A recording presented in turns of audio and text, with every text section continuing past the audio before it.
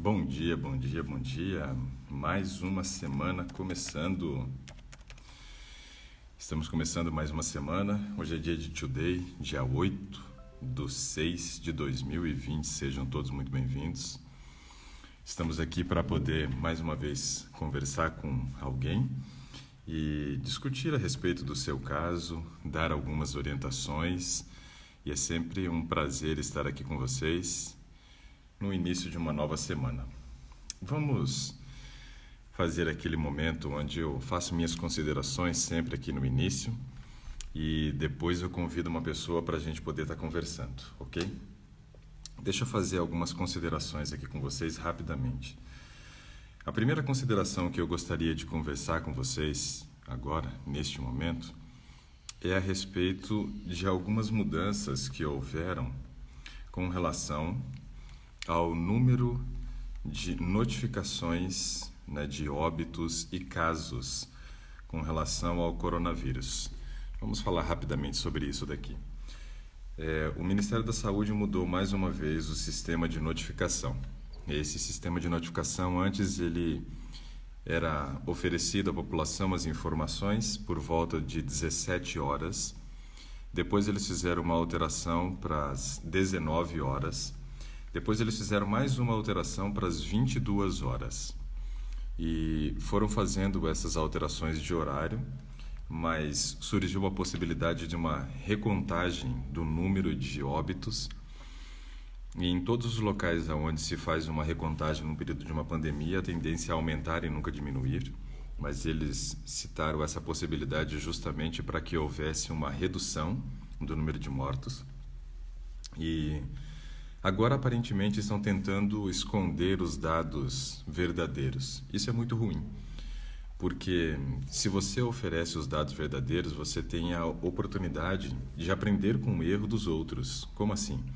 Por exemplo, estados que estão com maior número de notificações e mortalidade, isso pode servir como um exemplo para aqueles que estão com menos, para que desta forma eles possam, saber o que não fazer para também ter um melhor controle da doença. E ontem, por exemplo, os dados foram muito incongruentes. Veja só, ontem nós tivemos um primeiro balanço do próprio Ministério da Saúde apontando para 1.382 mortes. 1.382 mortes. Depois eles mesmos divulgaram no site oficial do Ministério da Saúde o número de 525 mortos. Ou seja, nós estamos falando de uma diferença brutal entre o primeiro número que foi divulgado e o segundo número que foi divulgado. E isso é muito ruim. O número de casos também, na primeira notificação, foi de 12 mil, depois subiu para 18 mil.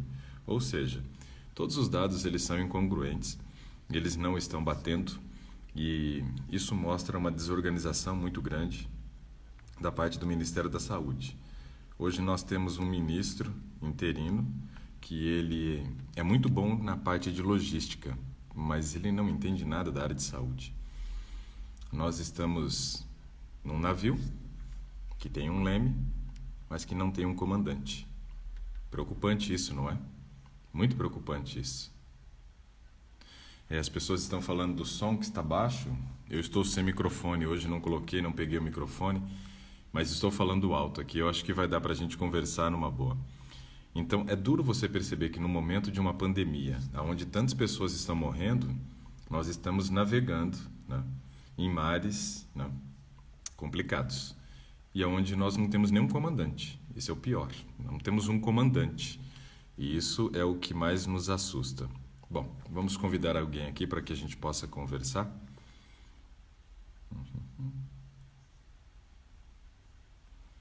Larissa hoje. Vamos convidar a Larissa, vamos ver se conseguimos falar com ela hoje. Foi a primeira pessoa que entrou e já fez o pedido. Bom dia! Bom dia, doutor Ricardo, tudo bem? Tudo bem, como é que você está? Larissa, Muito né? feliz por poder participar com vocês. Prazer é nosso estar recebendo você aqui no Today. Nossa, Larissa, você falando, você parece demais a tua voz, com a voz de uma amiga minha que mora em Maringá, a Tânia. Parece muito, muito mesmo. Que coisa boa. Da Trago onde boas que você é? recordações, então. Eu Muito sou de boas. Curitiba, Paraná. Hoje Curitiba, tem um solzinho muito gostoso. pois é, aqui hoje amanheceu 13 graus aqui em Brasília, né? De vez em quando faz um friozinho aqui, não é tão grande o frio, mas de vez em quando dá pra colocar uma blusa. Só que eu tô só com de blusa também, não preciso nem de camiseta por baixo. Larissa Ai, de que coisa Curitiba. boa. Pois é, aqui é bom. O ano passado eu fui para Curitiba e fiquei 11 dias em Curitiba. A temperatura máxima que eu peguei aí foi 14 graus. Nós participamos, eu levei meu filho e meu marido quando o senhor esteve no GilVV e foi uma bênção. Eles gostaram muito, fizeram algumas mudanças, mas ainda estamos trabalhando Com certeza, tem que em ser assim todas as mesmo. mudanças, né? Então, naquele período lá, a temperatura máxima foi 14 graus. 14 graus. Tava bem frio. A gente tava de casaco, eu me lembro. Pois é. Vamos lá então, Larissa, em que eu posso lhe ajudar hoje? Então, na verdade, eu já venho fazendo uma mudança do estilo de vida desde abril do ano passado, desde março do ano passado. Eu eliminei 20 quilos. Eu Nossa, tive no final de 2017 uma síndrome do pânico, ansiedade, estresse, enfim. Estava com praticamente 91 quilos, sem dormir, com uma alimentação toda errada, porque eu não tinha fome, então eu não comia durante o dia e comia à noite, fazia exatamente o contrário. Muitos pães, enfim. É uma vida completamente louca, né? Trabalhava 16 horas por dia, então foi bem complexo. Meu hormônio da tireoide foi lá para cima, então eu tive um hipotireoidismo devido ao estresse. Aí resolvi mudar um pouco o estilo de vida, parei de trabalhar, fiquei só em casa e passei a cuidar mais de mim. Então, procurar dormir melhor, procurar fazer exercício físico, que eu não fazia, porque eu não tinha esse tempo para mim. E comecei a fazer algumas mudanças. Conheci o programa 8D, que era dos 8 remédios da natureza, né? Com o Stefânio, a Maria Eugênia. Daí fiz o detox em abril. Na verdade, no ano de 2018, com os exercícios, eu já reduzi 10 quilos. Tive que tomar fluoxetina, tomei fluoxetina por um ano, aí parei, estabilizei. A minha tireoide também, tomei o Pura T4 por 3 meses. Aí ela também estabilizou, diminuiu a dose, parei de tomar. Então hoje eu não tomo medicação nenhuma. Eliminei mais 10 quilos no ano passado, com essa mudança do estilo de vida. Fiz 40 dias de dieta crua. A minha adaptação foi bem tranquila, não tive problema nenhum. Hoje eu tenho 1,79 m, tinha 1,80 m, mas já diminuí. Atualmente estou com 70 quilos, perdi 1,5 kg nessa quarentena, porque aí reduzi os exercícios também, né? Mas eu fazia, né? Até a quarentena eu fazia atividade física todos os dias, duas atividades físicas. Eu fazia pilates e funcional, hidroginástica e musculação. Então, um dia eu fazia pilates e funcional, no outro dia eu fazia hidroginástica e musculação.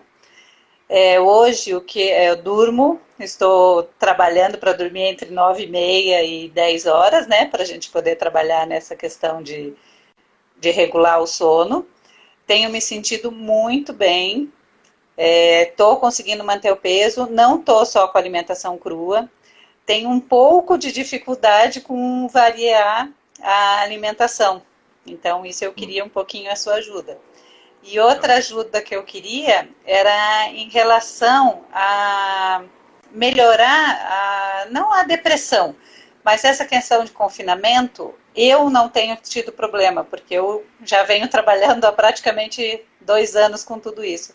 Mas eu estou com problema com o meu filho de 16 anos, que Ok. está bem sobrecarregado, ele toma medicação para déficit de atenção, então ele toma Venvance, não dorme, é 2 horas da manhã, ele está acordado, então tá bem complexo. Mas assim, eu sigo você já há bastante tempo, então eu procuro colocar em prática. Nós estamos tomando a vitamina C, estamos tomando a vitamina D. Eu continuo com a vitamina D porque aqui em Curitiba não tem muito sol e com essa história do confinamento a minha foi lá para baixo de novo, né? Estou com 25, 26. Até estou para fazer os exames, por isso que eu te pedi que eu queria fazer todos esses exames e porque eu parei de comer carne, peixe, todas essas coisas, já não como mais. Então, a última vez que fiz no final do ano passado, a minha vitamina B12, ela tinha baixado de 430, que eu acho que estava, foi para 285. Então, como eu não fiz esse ano, eu não sei exatamente como ela tá. Então, essa é a minha história. E assim, vitamina B12 é muito importante para o funcionamento neurológico também, né? Então precisa Uhum. estar, porque um dos efeitos colaterais, né, além da anemia, é o problema neurológico que causa a falta de vitamina B12. Ok. Tem que fazer essa correção de vitamina D também, não tem jeito, né? Principalmente morando na Londres brasileira, né? Então tem que corrigir, Exatamente. porque é difícil. Em Curitiba, realmente, né, o inverno, ele é bem rígido. E às vezes não é só a questão do rígido, da temperatura, mas a questão de não ter a luz do sol mesmo, né? Os dias são muito mais nublados em Curitiba do que em outras cidades do Brasil, né? Então, assim, é complicado. Quando eu fui para Eu Londres, foi pego esse engraçado. solzinho agora, das 9 até as 10, que eu fico aqui sentada nesse quarto que bate esse solzinho gostoso, que vocês devem estar percebendo aí. Então eu faço Uhum. todas as minhas leituras, todas eu fico aqui. Mas no horário que Mas, deveria tomar sol, a gente acaba não tomando, né? Porque eu acabo não descendo, que eu moro em apartamento. na verdade, você precisa de dois horários do sol, né? Esse primeiro horário agora da manhã, ele estimula a produção de serotonina, que é algo importante para você por esse histórico de síndrome do pânico, questões depressivas e tudo mais, né? Agora, o sol, Certo. né, do meio-dia, esse produz vitamina D, que também é importante para a função neurológica. Ou seja, o sol ele é um aliado nosso, né? Um aliado. E quando a gente pensa, por exemplo, no sol do meio-dia, se eu não tomar, ou se eu morar numa região, por exemplo, que tem um inverno rígido e não tiver essa disponibilidade do sol nesse momento, você tem como corrigir. Você tem como corrigir. Agora, esse sol da manhã, esse não tem como corrigir, a não ser que você tenha que fazer uso depois de um antidepressivo. Não é a melhor opção? Claro que não. Vamos conversar um pouquinho sobre essas questões que eu acho que é bem legal. Bom, primeiro eu preciso te dar parabéns, né? Porque realmente os resultados que você obteve aí nesse período de mudança foram muito satisfatórios, né? 22 quilos não é para qualquer um, né? Muito bom. Além Obrigada. disso, você vinha numa prática de atividade física muito interessante, onde você estava combinando pilates e funcional. Legal, porque nos dois você trabalha tanto a parte aeróbica quanto um pouco da parte anaeróbica, ou seja, você tem uma resistência envolvida nessas atividades aqui. Depois hidroginástica, que é uma atividade aeróbica, e musculação, né, que é excelente, excelente. Precisa mesmo fazer ainda mais para quem teve uma redução de peso igual você teve. É uma das coisas que a gente sempre percebe nas pessoas que emagrecem e não fazem musculação é a recuperação do peso. Rapidamente a pessoa consegue recuperar o peso e isso daí acontece porque o metabolismo desacelera no processo de emagrecimento em virtude da perda, né, que as pessoas acabam tendo de massa magra. Só que você fazendo musculação é como se você estivesse cimentando, né, os tijolos aí desse resultado que você obteve. Você está na construção de um muro, digamos assim, você está colocando bastante cimento, ferro, né, para poder realmente durar esse resultado. E as pessoas geralmente não fazem. Então, assim, parabéns pela sua atitude de estar fazendo musculação, isso é fantástico. Precisa, vale a pena, todo mundo deveria fazer. Eu estou quase comprando aqui um equipamento para casa, para fazer em casa. Porque para a gente é complicado. Nós somos aqui em três, né? Que precisam fazer musculação e nunca dá para ir os três juntos. Então tem que ir um, depois vai mais dois. Aí você aumenta muito o custo e o tempo também fica um pouco complicado. Então a gente está pensando em comprar para poder fazer em casa. Mas musculação é uma coisa que não tem como ficar sem. Bom, outra questão. Você Eu vou fez aí um confessar que eu período. não gosto muito, mas eu sei que é necessário. Um ano tomando fluoxetina, você gostava? Com certeza que não. Por isso que eu prefiro fazer o exercício. Pois é. Então, A gente se policia para musculação, fazer, né? a musculação é o nosso remédio. Se você não quer tomar outro tipo de medicação, que o seu fígado ainda vai ter que metabolizar, sobrecarregar, é melhor fazer o exercício. Esse é o melhor É só remédio que a agora gente na pode. quarentena realmente que eu não estou fazendo, porque como a academia está fechada, porque aqui em Curitiba a gente está numa restrição grande, e então eu aproveito a fazer uma caminhada, andar ou fazer alguma coisa de exercício com o feijão, enfim, tentar fazer alguma coisa aqui em casa. Pois é. E tem que fazer, não tem jeito mesmo, né? Mas eu acho que aí em Curitiba, pelo menos, a situação está mais controlada do que em outras regiões e acho que em breve Sim, vocês já vão estar com as coisas funcionando, né? Aí no sul parece que os resultados têm sido melhores do que em outras regiões, né? Infelizmente, nós sim. perdemos o controle na região, né, nordeste, na região norte, em alguns estados e a situação está complicada lá. Mas no sul a gente percebe que está diferente. Agora, aqui em Brasília já estão liberando tudo, parece que até shopping já está aberto desde a semana passada, então a coisa aqui também vai complicar, eu acho, um pouco. O Rio de Janeiro, que está na situação que está, já estão querendo abrir shopping, então a situação não está fácil. Pois é. Mas assim, essa questão da musculação talvez seja o algo mais importante, né, que você tem feito nesse período para poder consolidar esse resultado que você obteve. Porque, assim, são coisas que as pessoas geralmente não fazem. Você tem conseguido manter o peso, mesmo nesse período que você não está indo para a academia. Então, isso, assim, é muito importante e realmente mantenha, assim que possível, volte com força total, tá? Vamos conversar um pouquinho aqui rapidamente sobre a questão da dieta crua que você fez, né? Qual foi o período mesmo? Eu anotei que você fez a dieta crua, mas não anotei quanto tempo. Eu fiz 40 dias, de abril a maio. Então eu fiz o detox de uma semana só de sucos. Foi bem tranquilo, porque eu sou bem tranquila para essas coisas. Aliás, gostei bastante, porque o suco é uma delícia, né? Muito gostoso. Então, só com o suco eu eliminei 5 quilos, só nessa semana do suco.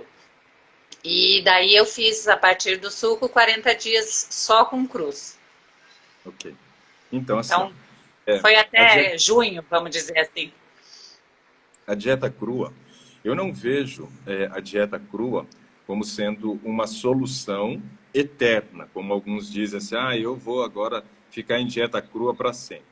Eu me preocupo com fazer um período muito longo de dieta crua, mas esse período que você fez é ótimo. Não é um período muito longo, é um período que você consegue realmente resultados. A única coisa que a gente precisa destacar, porque como você falou da dieta crua e teve resultado, eu tenho certeza que um monte de gente que ouviu está empolgado e já está pensando em, né, fazer a dieta crua a partir de hoje ou amanhã. Então, vamos destacar alguns aspectos importantes para que eles tenham resultado e não tenham problema, né? Porque algo que a gente percebe muito na questão da dieta crua são dois aspectos que a gente precisa considerar. O primeiro deles é que é uma dieta que fica com um valor calórico geralmente bem mais baixo do que aquele que você vinha ingerindo quando você fazia uma dieta cozida, ou seja, ela é hipocalórica. Por isso as pessoas tendem a reduzir peso nesse período. Se você observa, por exemplo, Larissa, a diferença calórica de alimentos, né, que você, por exemplo, serve na sua mesa e alimentos industrializados que de repente não façam parte, a diferença é brutal. Vou pegar um exemplo aqui, só para a gente considerar. 100 gramas, por exemplo, de arroz integral tem por volta de umas 100 calorias. 100 gramas de arroz integral tem umas 100 calorias. Já um pacote de biscoito recheado chega a 1.200 calorias. Então você percebe como que a diferença ela é brutal. E isso que a gente está falando ainda Sim. de um arroz integral que é cozido, né? Quando a gente olha então para frutas e verduras, a densidade energética é menor ainda do que o próprio arroz integral. Então a gente percebe que na dieta crua as pessoas comem muito volume, porém comem poucas calorias. Muito volume, pouca caloria. Na dieta industrializada, as pessoas comem pouco volume, mas muitas calorias. E isso é o que mais favorece a questão do ganho de peso quando se parte por uma dieta industrializada, uma dieta cozida e assim por diante, porque você acaba concentrando calorias. Então, realmente, a dieta crua favorece o emagrecimento por conta de você gerar um déficit.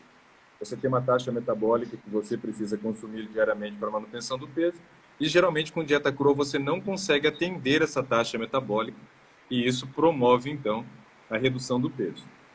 Pensando nesse aspecto, a gente precisa considerar o seguinte: se uma pessoa vai entrar em dieta crua e ela não ingere a quantidade de calorias que precisa e vai ter uma redução de peso, por onde o seu organismo começa a redução do peso? Queimando gordura ou queimando músculo? O que você acha, Larissa? Acho que o músculo. Queima o Queimando músculo músculo. primeiro. Queimando músculo. Por isso, é muito importante para nós fazermos o quê? Mesmo em dieta crua, não abrir mão da atividade física. Porque a atividade física, durante o período de dieta crua, é o que freia, digamos assim, essa redução de massa magra. E isso é muito importante, porque muitas pessoas que acabam fazendo dieta crua e ficam aí uma semana, 10 dias, 20, 40 dias, 3 meses em dieta crua, podem no final ter um triste resultado de ter reduzido a tal ponto a massa muscular que ela não vai conseguir mais consolidar aquele peso que ela adquiriu, ou seja, vai começar a recuperar o peso. Só que ela perdeu o tecido nobre, digamos assim, entre aspas, né? E depois ela vai ganhar gordura no lugar. Então isso é uma coisa preocupante. Então, mesmo em dieta crua, com uma dieta hipocalórica, é necessário fazer atividade física e, se possível, de resistência, ou seja, musculação, mesmo que use o peso do corpo. Mesmo que use o peso do corpo. Eu, por exemplo, um pastor, vou contar a história dele, não vou citar nome, mas esse pastor uma vez me procurou, nós estávamos conversando e ele reduziu muito peso. E ele reduziu muito peso fazendo atividade física, só que ele fez algo, né, que não é o recomendável. Ele fez corrida em jejum. Fez corrida em jejum. E a gente sabe que corrida não é uma atividade física que promove manutenção de massa muscular e ainda, como foi corrida, tem uma intensidade elevada. E em jejum, isso quer dizer o quê? Que ele queimou muito músculo nesse período. As pessoas que fazem dieta crua, às vezes, acabam tendo esse mesmo tipo de resultado. Queimam muito músculo no período. E conversando com ele, ele me disse assim: eu estou com dificuldade para manter o peso que eu adquiri agora. Eu estou com dificuldade para manter o peso que eu adquiri. Eu falei: o senhor deve ter perdido muito músculo, né? Ele falou: não, eu perdi muito músculo, você não entendeu ainda. Eu falei: como assim? Ele falou: olha, eu sempre fui um homem muito forte, mas nesse período, fazendo atividades dessa forma, hoje eu tenho dificuldade até de conseguir promover o batismo de imersão de uma pessoa. Então veja que situação que chegou. A perda de massa muscular foi muito grande. Então uma preocupação que a gente tem na dieta crua é essa, das pessoas terem uma perda de músculo muito grande. Por isso, mesmo com dieta crua, eu insisto, tem que fazer musculação, mesmo que seja usando o peso do corpo em casa, para que você evite a queima do músculo. Esse é um aspecto importante na questão da dieta crua. O segundo aspecto, que também acaba favorecendo uma perda de músculo, Larissa, é que as pessoas na dieta crua consomem muito pouca proteína. Essa é uma tendência natural das pessoas no período da dieta crua. Ficam muito nas Que era para frutas, comer os muitas germinados, proteínas. né? Pois é. Os germinados, E aí, daí eu com os germinados não me adaptei. que coisa. Por isso que daí Essa. ainda eu comia depois, eu comia os cozidos, né? Os feijões, o grão de bico, enfim. Uhum. Isso daí é uma alternativa, né? Comer pelo menos uma parte da dieta cozida para que não falte essa proteína, ou que você use então essas fontes proteicas germinadas. E nem todo mundo se adapta, porque ela fica bem dura, né? Bem duro ainda o grão, não é fácil, né? Mas algumas pessoas se adaptam. E aí eu quero Demorado. dá trabalho, né? E nesse caso, Larissa, veja só, eu vou destacar aqui algumas coisas importantes, né? Quando a gente pensa em fontes de proteína comendo só alimento cru, a não ser que a pessoa seja japonesa e vá comer sashimi, porque ele está comendo cru também, mas está comendo peixe. É, Se não não for, gosto. né, isso, se não for esse o caso, né, nós precisamos pensar que as nossas principais fontes de proteínas são as leguminosas. As leguminosas. E entre as leguminosas nós temos todos os feijões, nós temos o grão de bico, a lentilha, a ervilha, a soja, o tremoço e o amendoim. Então, basicamente são essas leguminosas comestíveis que nós temos. Vamos analisar cada uma delas aqui e nós vamos perceber que nem todas elas germinam tão bem. Nem todas elas germinam e seria uma opção para esse período de dieta crua. Por exemplo, o feijão normal, ele não germina bem. Já o feijão moyashi e o azuki, esses germinam bem. Então, o feijão moyashi, o pessoal até compra muito broto, né, de moyashi, para poder comer. Então, o moyashi germina bem e o azuki, que é aquele utilizado pelos japoneses para fazer o manju, também germina muito bem. Então, esses dois são opções entre os feijões.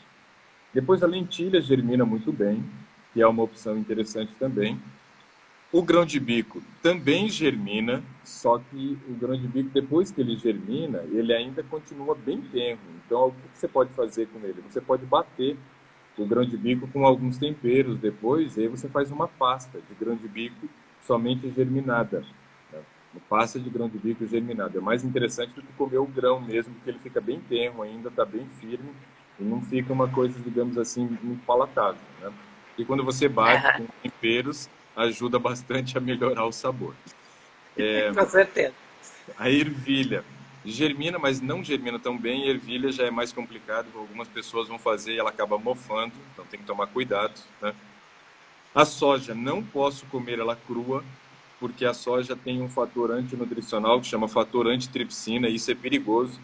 Esse fator antitripsina evita a conversão do tripsinogênio em tripsina, ou seja, uma enzima hepática que o seu organismo libera na forma inativa, que quando ativada é responsável por uma cascata ativar todas as outras enzimas hepáticas. Se ela não for ativada, eu não ativo as outras enzimas hepáticas. E isso faz com que eu não tenha condições, né, de fazer a digestão do alimento. Então, comer soja crua leva à carência nutricional e muitas vezes até à morte. Então, soja não é uma opção para dietas cruas. Tremoço não dá, porque tremoço é amargo, e tremoço tem que passar por vários cozimentos, só compramos em conserva. Mas uma opção interessante é o amendoim. O amendoim é uma ótima fonte de proteína, germina bem, não precisa nem ser germinado se quiser, né? Você pode comê-lo também na versão crua, mas ele germina muito bem o amendoim. Então é uma opção também de boa fonte de proteína para quem vai fazer uma dieta crua. Precisamos lembrar que a aveia também, a aveia em floco, ela não passou por processo de cozimento, ela só foi prensada. Então a prensa dela não é uma prensa tão quente e ela ainda pode ser considerada um alimento cru também. Então aí a aveia em floco é uma opção bem interessante para quem vai fazer dieta crua. E depois você pode triturar essa aveia e fazer ela aveia média e utilizar para fazer, por exemplo, tabule. Então dá para você fazer bastante coisas, né, com essa aveia também, que é uma ótima opção. É uma ótima opção. A quinoa e o amaranto também só germinado ou bem hidratado você já consegue fazer o consumo e são boas fontes de proteína também. Então veja, dá para a gente fazer a dieta crua e não ter uma dieta pobre em proteína, que é uma grande preocupação que eu tenho, porque é onde as pessoas acabam mais errando, o que favorece ainda mais a questão da perda da massa muscular. Então, assim, quem vai fazer dieta crua, dá para fazer uma boa composição nutricional nessa dieta, ter um bom aporte proteico, e isso é muito importante nesse período, para que você não dê um tiro no pé depois lá na frente, né? Então isso é importante, né? Quando eu fiz a primeira avaliação, para ver como eu estava, né? Que daí eu fui numa nutricionista vegetariana, porque eu não queria o tradicional, que não adiantava, né? E quando eu voltei, acho que uns 4 meses depois, a minha massa magra tinha diminuído um pouco. Eu estava com 72 quilos quando eu fiz, e daí quando eu fui de novo eu estava com 70,5, 71 quilos. Daí ela falou, Larissa, sua massa magra diminuiu, então você precisa comer, acho que tinha que ser a mesma quantidade de peso que eu tinha que comer de proteína, né? Então tinha 70 quilos, eu tinha que comer 70 gramas de proteína por dia. Isso Ela daí falou, para cuide quem com isso Isso daí, para não Larissa, ter assim, ó, problema. um grama de proteína para cada quilo de peso, para quem tem uma atividade moderada, né, uma atividade física Uhum. moderada. Porque se você tem uma atividade física um pouco mais intensa, você já vai precisar de doses maiores, chegando a 1,5 ou até 2 gramas de proteína para cada quilo de peso. Então, tudo vai Mas no caso, depender. como eu estava fazendo aquelas atividades, uma estava suficiente, será? Eu acho que Eu sim. nunca medi. a quantidade de proteína, porque eu não fiz esse cálculo, né? Eu sempre fui contra fazer cálculo para comer, né? Então eu queria me sentir saciada, né? Eu também não gosto. Por isso que a gente sempre, quando orienta uma pessoa na montagem de cardápio, e é isso que eu vou fazer contigo daqui para frente, que foi uma das coisas que você falou das combinações, né? É nós sabemos onde realmente estão nossas fontes de proteína, para que a gente ofereça pelo menos 2 fontes de proteína por refeição para suprir essa necessidade. E aí eu vou citar aqui algumas questões importantes também, mas essa questão ela é muito importante. Veja, você estava tendo redução, e aí veio a orientação justamente por quê? Porque é a coisa mais comum de acontecer numa dieta crua é faltar proteína. Uma pessoa fez uma pergunta interessante aqui, Larissa, que foi a seguinte, foi a Ariane que fez a pergunta, qual a indicação de uma dieta crua? Por que fazer uma dieta crua? Eu nunca recomendo uma dieta crua com finalidade de emagrecimento. Nunca vou recomendar. Por quê? Porque com a finalidade de emagrecimento, muita gente pode emagrecer da pior maneira possível, que é perdendo músculo. Então, nunca vou recomendar uma dieta crua para essa finalidade. Quais são as finalidades que me levariam a fazer uma recomendação de uma dieta crua, por exemplo? Principalmente para pessoas que descobriram um câncer. Então, isso é muito interessante porque você tendo todo esse processo de oferecer alimentos vivos, né? Não que os outros sejam mortos, mas o industrializado é morto. Você já morreu e ainda mata, né? Mas alimentos vivos, ou seja, onde você não teve alterações da sua composição nutricional, isso é muito interessante pela questão do aporte de nutrientes que a gente consegue oferecer. Isso é bem legal e vale a pena para quem descobriu, então, um câncer, fazer uma dieta crua. Pessoas, por exemplo, que têm um processo de esteatose hepática com um grau elevado, é uma opção bem interessante para que você também trabalhe no processo da reversão. Pessoas que têm problemas de aterosclerose, que é a formação das placas de gordura dentro das artérias, é muito interessante. Nós temos o exemplo de uma pessoa que fez e teve um resultado fantástico. Ela tinha comprometimento de boa parte da circulação dela e quando voltou à médica, a médica falou assim, o que aconteceu? O que você usou? Porque não tem mais nada, né? Reverteu o problema. Então, assim, para esse tipo de pessoas que tem formação de placas de gordura na artéria ou formação de gordura no fígado e câncer, seriam talvez as doenças que eu mais faria indicação, né, para um período de dieta crua. E também não é a vida inteira, é um período, deixar o teu organismo responder, ajudar a melhorar o sistema imunológico, que é algo interessante também que a gente recebe nesse período. Claro, com uma orientação, né? Para que a gente justamente corrija essas rotas que geralmente são os principais erros que as pessoas cometem com dieta crua, né?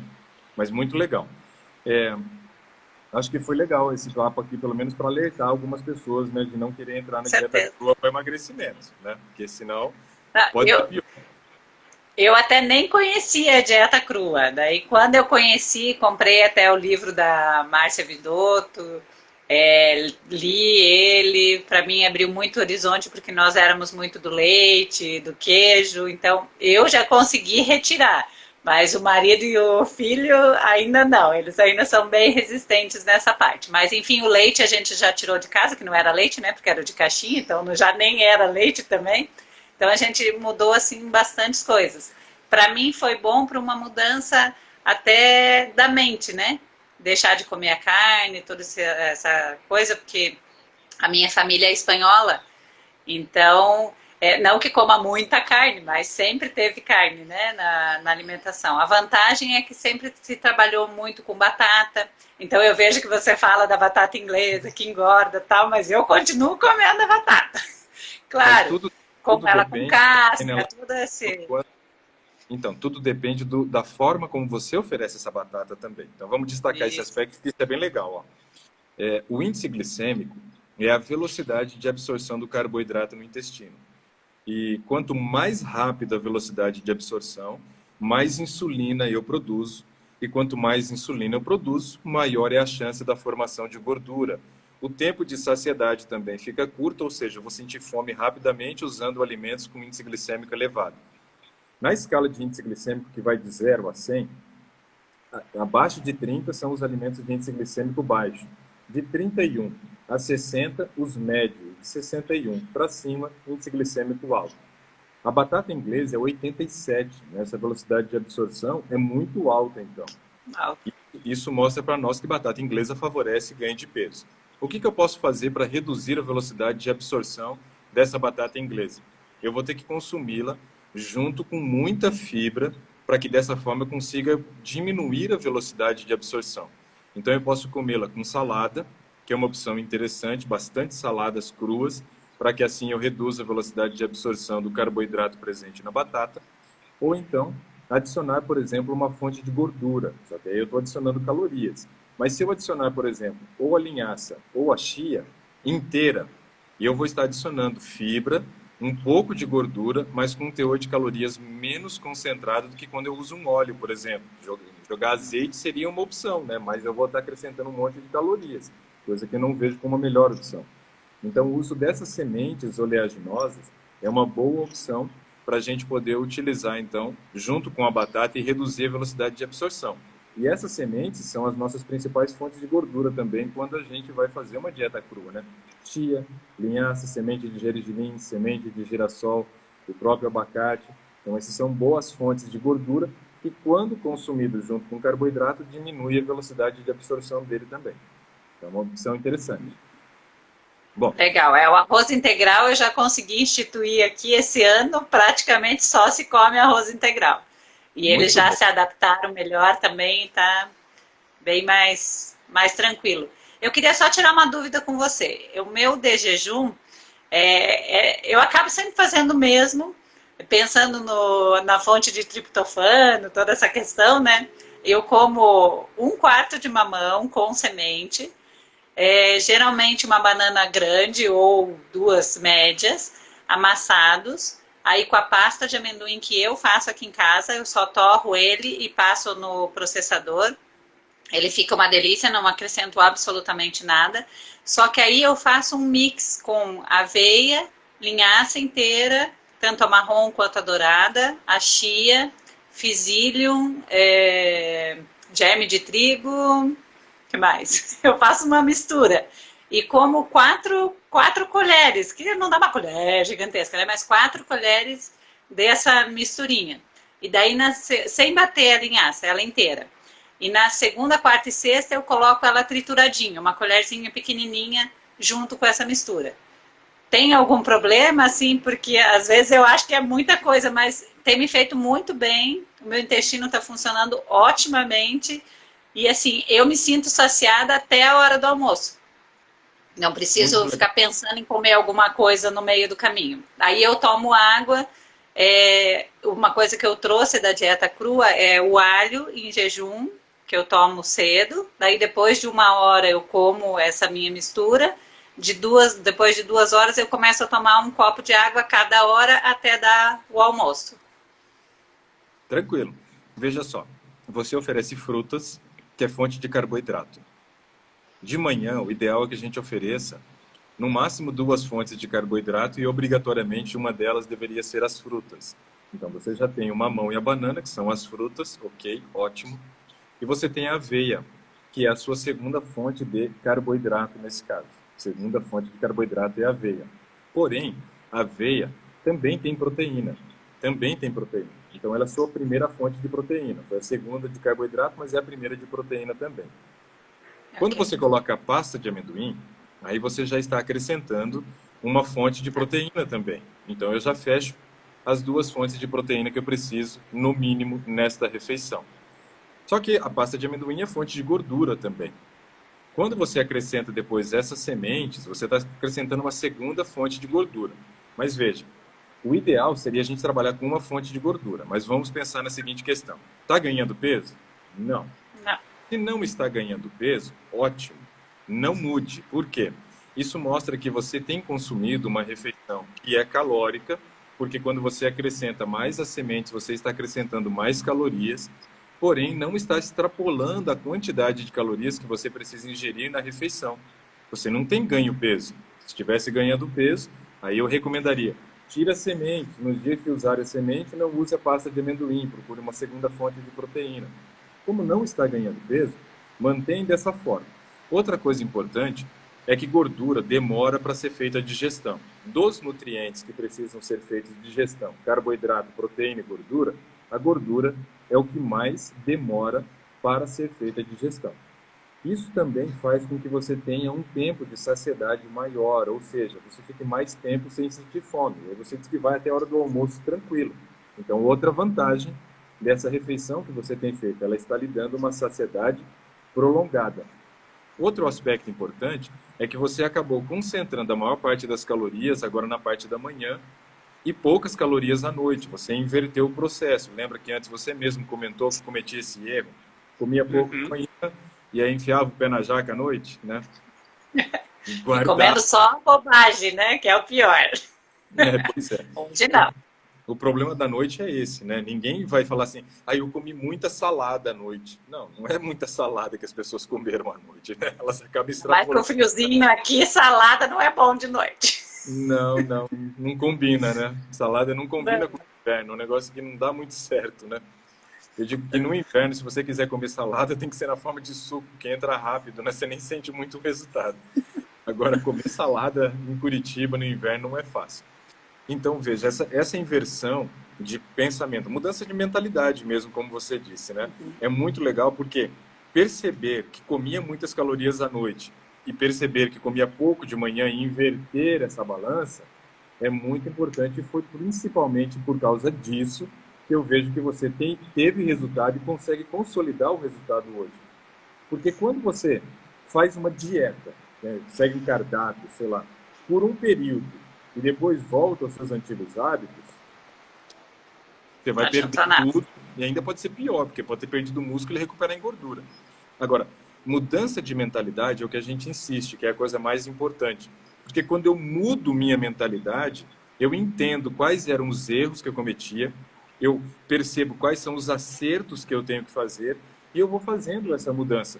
A Ariane, por exemplo, que está aqui participando com a gente da live, eu tenho cuidado da Ariane. Né? E a Ariane, ela tem passado por mudança de mentalidade. Ela é professora universitária, aproveitou o período da quarentena que ela teve que ficar em casa porque a universidade fechou, né? Procurou fazer as mudanças, já vinha fazendo as mudanças só assistindo, né, as lives, aí me procurou, fiz um atendimento para ela, tenho acompanhado, e eu digo assim, a Ariane está quase recebendo já alta, porque ela mudou muito a mentalidade dela e conseguiu implementar os hábitos que precisava. Ariane, se você estiver por aqui ainda, diz aí qual já foi o seu resultado. Mas a última vez que eu vi ela escrevendo sobre o resultado, já tinha dado acho que 11,6 kg de redução de peso. Né? Está super feliz com as mudanças que ela tem feito. E a mudança da mentalidade é algo mais importante. Olha, está presente aí. Ela colocou ali. Ariane, qual foi o resultado? Faz toda a diferença. A gente mudar a maneira de pensar faz toda a diferença. Foi o que fez a diferença para mim. Sim, é o que faz a diferença para todas as pessoas que querem realmente resultados duradouros.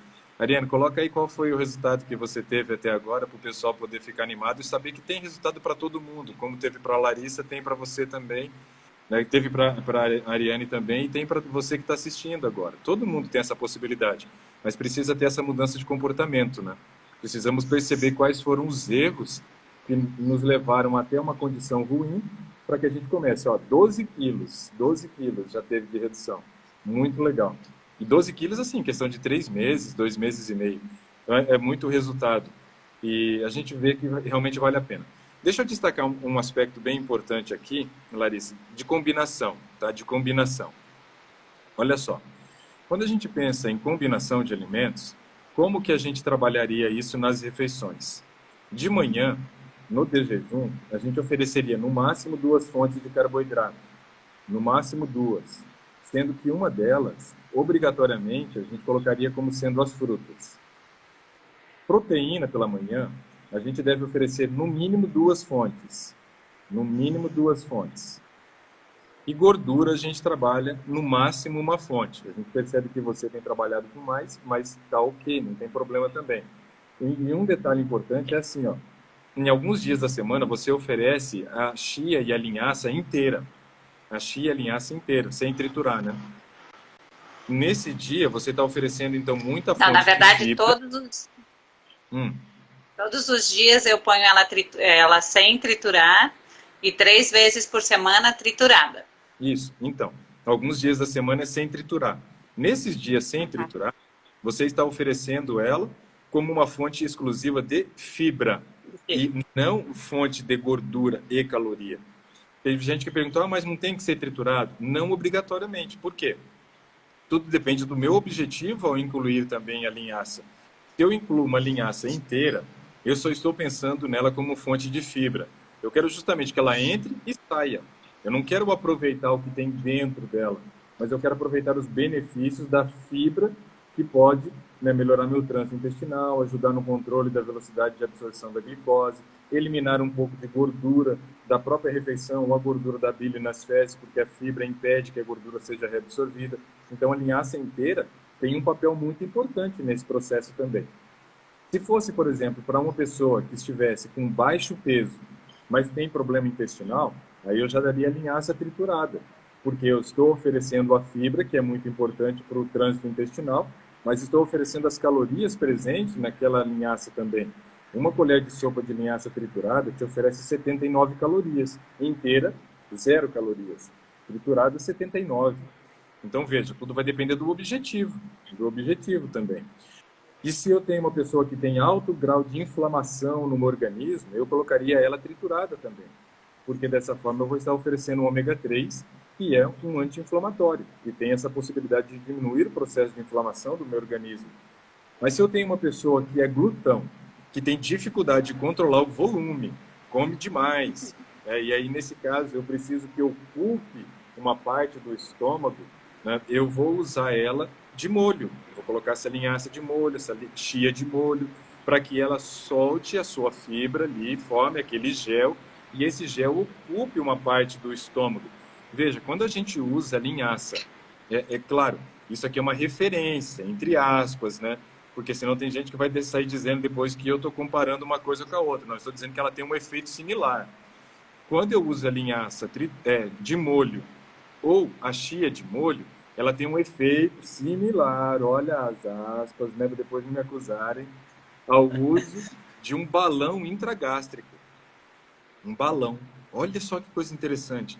A pessoa faz o uso do balão, o balão é inflado dentro do estômago justamente para reduzir o volume do estômago, sem a necessidade de uma cirurgia, para que nesse momento a pessoa tente mudar o padrão da alimentação e consiga se saciar com um volume menor, porque eu vou encher o estômago com menos caloria.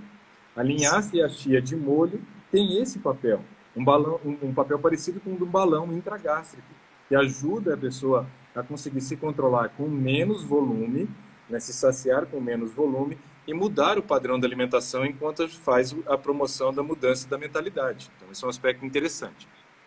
Agora, quando a gente vai para o almoço, Larissa, aí já muda um pouquinho a questão. No almoço, o ideal é que a gente trabalhe só com uma fonte de carboidrato, só com uma. E geralmente as pessoas, principalmente quando começam a mudar o padrão da alimentação, reduzindo o consumo das proteínas de origem animal, elas têm a tendência de fazer aquela mudança, né? Arroz, feijão e carne, arroz, feijão e batata. Arroz, feijão e carne, arroz, feijão e macarrão. Nossa, aí complica. Porque ela está tirando uma fonte de proteína e acrescentando uma fonte de carboidrato no lugar. Claro, não vai dar na mesma saciedade que dava, não estará oferecendo o mesmo aporte de proteína que a pessoa precisa. Então, quando a gente vai fazer essa mudança, tem que fazer a mudança de maneira consciente e entender. Se eu estou retirando, né, um determinado produto e ele é fonte de proteína, obviamente, eu tenho que pensar. Eu tenho que oferecer um outro produto, não que seja similar na concentração, mas pelo menos na mesma oferta. Tenho que oferecer proteína também. Então, isso eu quero destacar agora com você. No máximo, uma fonte de carboidrato, isso é o ideal para essa refeição. Mas se você, por exemplo, for num restaurante, e aí nesse restaurante, na hora do almoço, eles te servem uma entrada, que é uma crostata. Crostata é aquela massinha de trigo que eles fazem, que fica bem crocante, né? E aí eles servem uma crostata de entrada. E depois você vai comer uma massa, não tem problema nenhum, contanto que você reduza um pouco do carboidrato que vem da massa para poder comer a crostata. Porque, veja, crostata é do trigo, macarrão também é do trigo. Então, quando são vêm da mesma fonte, você até pode incluir duas opções de carboidrato, mas tem que ser da mesma fonte, trigo, trigo. Arroz, arroz teria que ser. Por quê?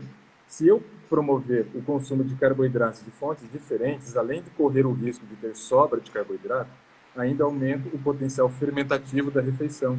o que pode gerar um desconforto gástrico para algumas pessoas e favorecer o refluxo, que não é interessante.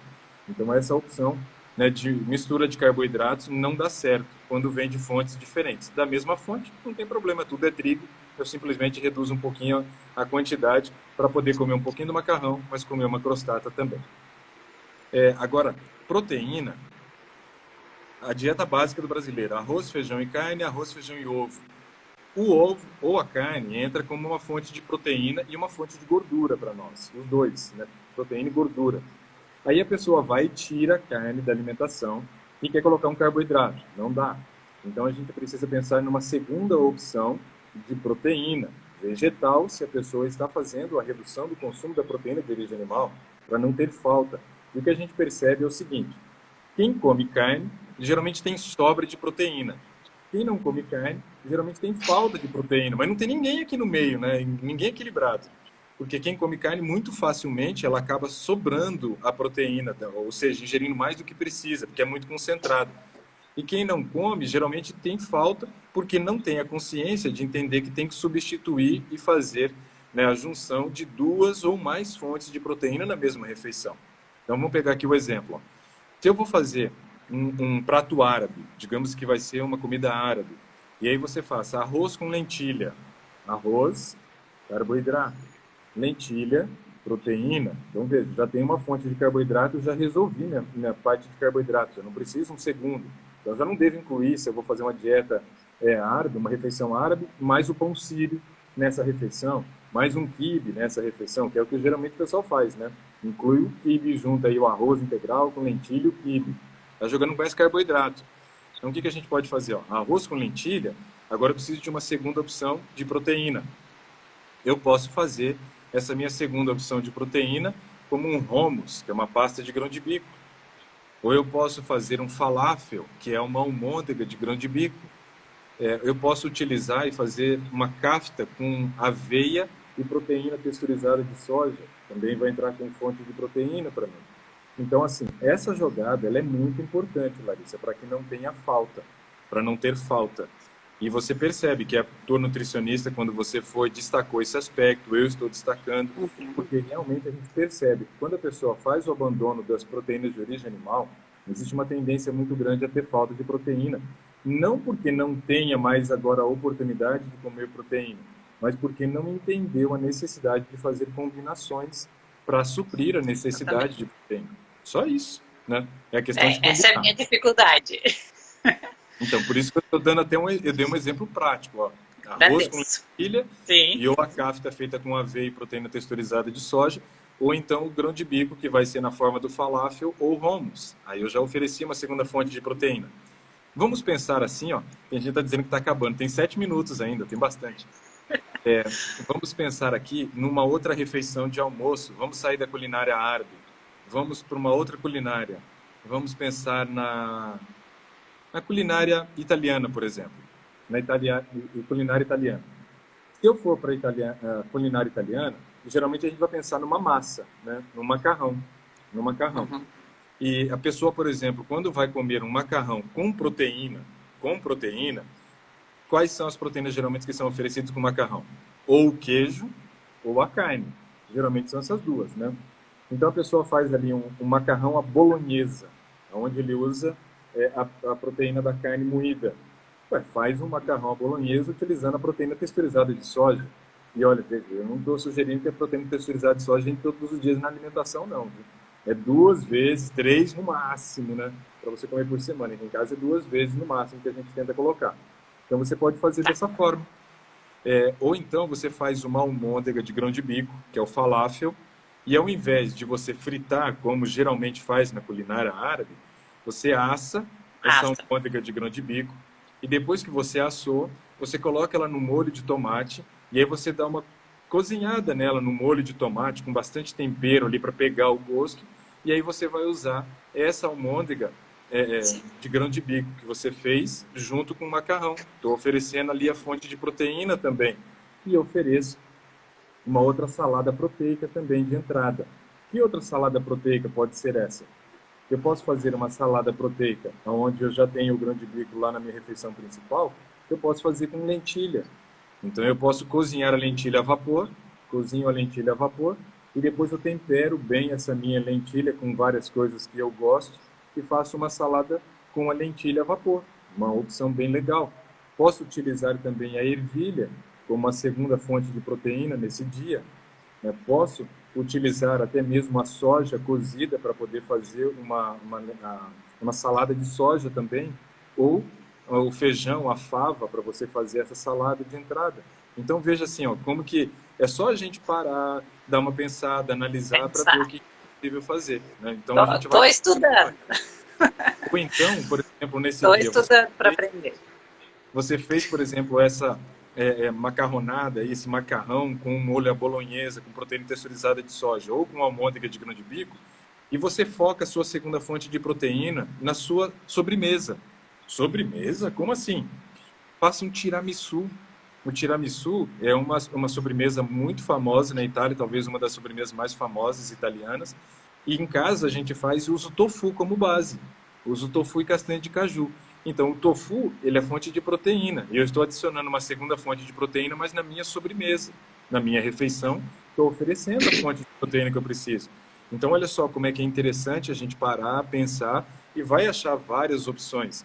Num outro dia, por exemplo, digamos que esteja um período de calor, você pode fazer um danoninho à base de tofu com morango, mel e limão.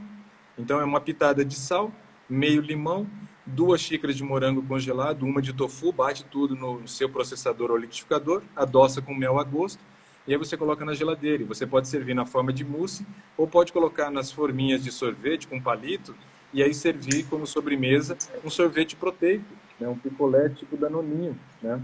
Então, olha, tem várias opções. É só a gente parar, pensar, e aí a gente começa a achar algumas opções. Então, isso é bem legal, essa questão da combinação, para que a gente possa criar alternativas. Dá para ser saudável, dá para ser gostoso e não ter falta de nada. Dá para oferecer tudo que a gente precisa nessas questões. A questão é observar o que eu posso fazer com um determinado produto. Grão de bico.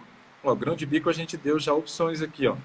Posso fazer o grão de bico na forma de salada, posso fazer hummus, posso fazer o falafel, né, com o grão de bico, posso fazer o grão de bico cozido somente na forma como feijão também, uma opção para comer junto com arroz. Em casa, muitas vezes, as meninas gostam de comer o arroz com grão de bico cozido junto. Em vez de arroz com lentilha, arroz com grão de bico. A opção Aqui em casa também. A gente consome bastante. Então, você percebe que só o grão de bico a gente achou várias formas da gente utilizar? Vamos pensar agora no amendoim. O amendoim eu posso utilizá-lo depois como uma sobremesa também, a pasta de amendoim junto com alguma outra coisa. Em casa, muitas vezes, eu como maçã picada com pasta de amendoim. Essa é a minha sobremesa, né? Mas eu posso utilizar também esse amendoim para fazer um molho para salada, né? Eu vou bater o amendoim junto com os temperos e aí eu vou fazer um molho para salada.